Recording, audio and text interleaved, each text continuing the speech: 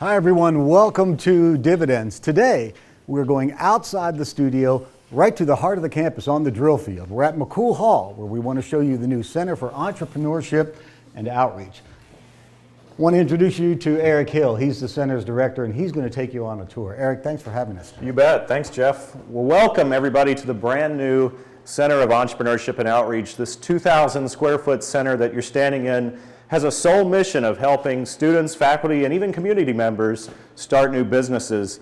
And what you'll see is in the front area, we call this the ground floor. There's four workstations here, as well as over in the other corner here, where startups can come in and actually claim space before they're ready to start a company and move into our 10,000 square foot incubator.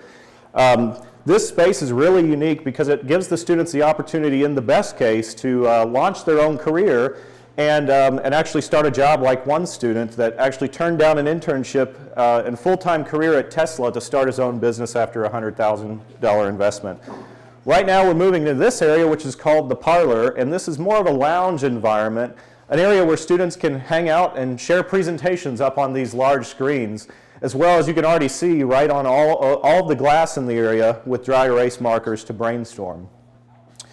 We're continuing through into this area, which is more of an open coffee shop-like environment where students have these round tables they can gather around and share ideas over a new project that they're working on as well, which is a unique point because this space that you're standing in, the floor plan, was actually largely developed by some of our student entrepreneurs here at Mississippi State.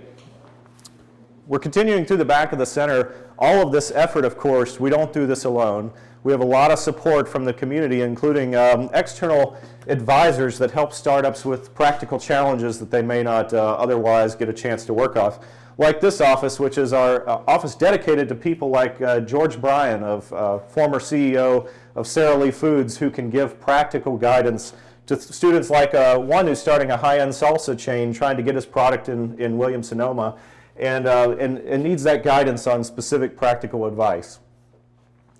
Continuing through the center, we have our home of our corporate outreach and engagement led by Jeffrey Rupp, and his whole mission is to help leverage university resources for economic development purposes, and that broad mission gives him the opportunity to help community members get guidance from MBA teams, as well as a variety of resources throughout the university. And as we're continuing back towards the gallery area, you can see a full-time coffee bar, which is available for students 24 hours of the day, including with card access after hours. And of course, an office for our director, and moving in now to the room we call the Situation Room. And this is where startups can get together in a space and brainstorm on ideas along with people all across the country through this collaboration space here. And these three screens allow you to connect with people all over the world and share real-time information as we move through. So that pretty well concludes the tour for the center, and you can see that there's already activity going on with nearly 100 startup companies that cross almost all the colleges on campus, coming from 39 different majors. These students all have innovative companies that are solving real-world challenges that are impactful and helping improve Mississippi's economy every day. And in just a few minutes, we'll come back and chat with several of the students who have led student organizations that are growing that organically across campus. The Entrepreneurship Center exists to give innovators here at Mississippi State an edge. Our goal is to provide startups with the resources and support they need to reach the marketplace and ultimately achieve success. Success for us was growing our company from 2 founders to 8 employees. Success for me was turning my personal lifestyle into a corporate partnership. Success for us is turning academic research into applied engineering solutions. Success for me was turning my passion into a profitable opportunity. The success of our entrepreneurs is a team effort. It takes a strong support infrastructure of people to encourage innovation and explore new ventures. We need business leaders to mentor and guide these visionaries through the practical challenges and do everything we can to give them a shot at real success.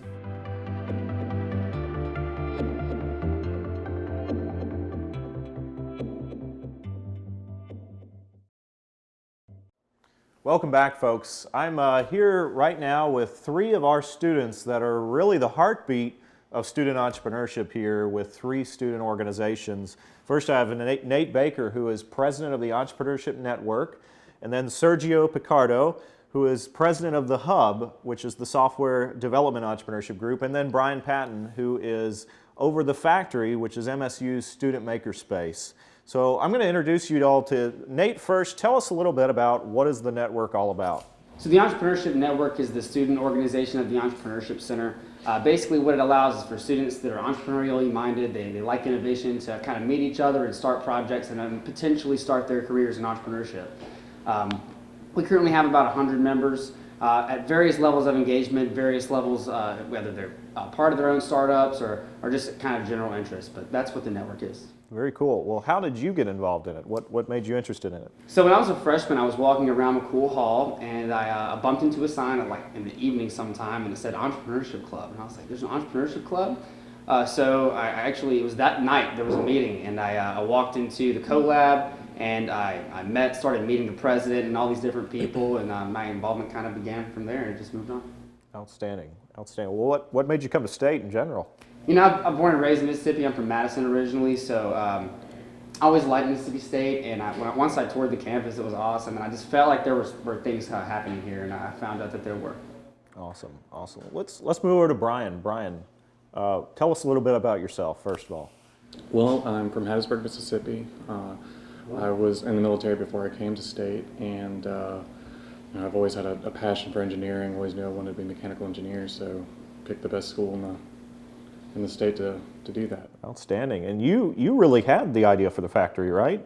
Yeah, I actually came up with a concept when we were working on our own startup. We were prototyping a design for a new type of welder, and we wanted a place to build it, and we really had to just kind of pull a lot of strings to make that happen on campus. Had to network with a lot of different labs you wouldn't normally be able to get into, and I just thought it would be great to have that resource already laid out to where if you want to build something as an engineer, you have a place to go. Outstanding, outstanding. So tell us then a little bit about some of the projects that are going on in the factory. Right now, most of the projects that are being done are either just kind of hobby or related to schoolwork. ABE is actually paying for all of their senior design teams to have access to this space so that they can actually build, what they need to graduate. And there's a whole wide variety of projects. Some guys are building a collapsible walking stick. We have another group that has been learning to solder. They're building a prototype board that can read heartbeat and muscle movements, and they're using the space to get access to tools that they wouldn't normally have at home or even at their department. So a lot of really cool things going on.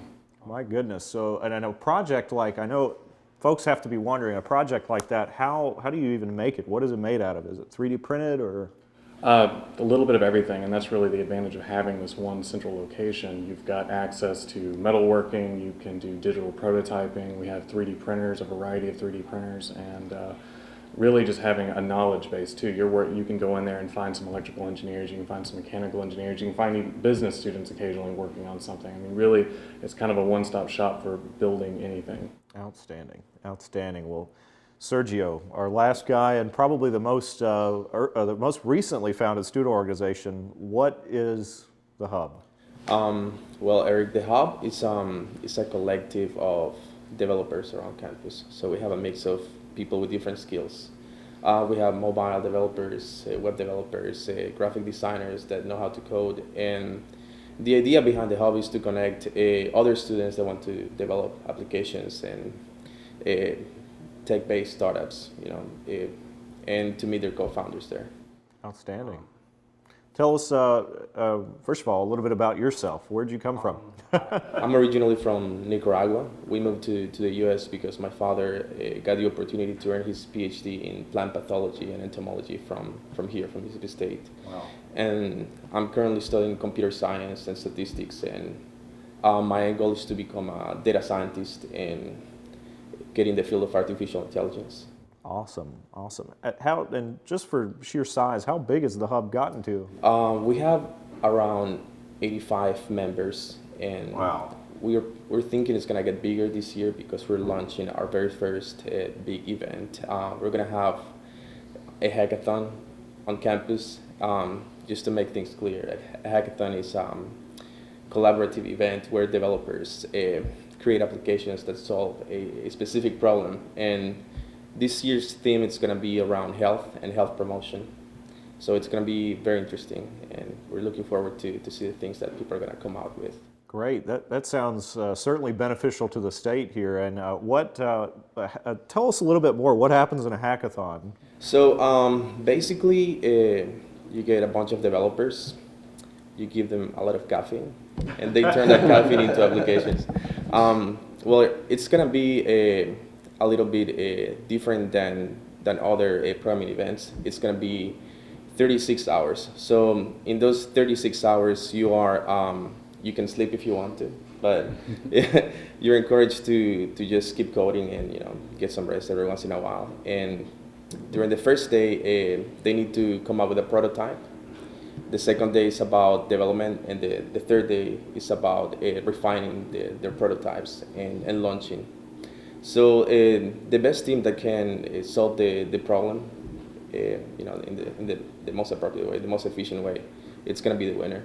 Wonderful, wonderful. So for all three of you then, a student comes in, it sounds like they sort of have a home where they need to go, and it probably starts with the network, right, Nate? Yeah, I would say so. I mean, both of these organizations are very useful for students interested in innovation in general. So, if there's software, we always need software developers, and software developers are always looking for ways to test themselves and learn more, and the hub fits that vision perfectly. If you need to build a prototype for your startup in the physical space, the makerspace is here. So it's a really, really cool environment to see all these different organizations and students coming together and collaborating. Outstanding. What about for you, Brian?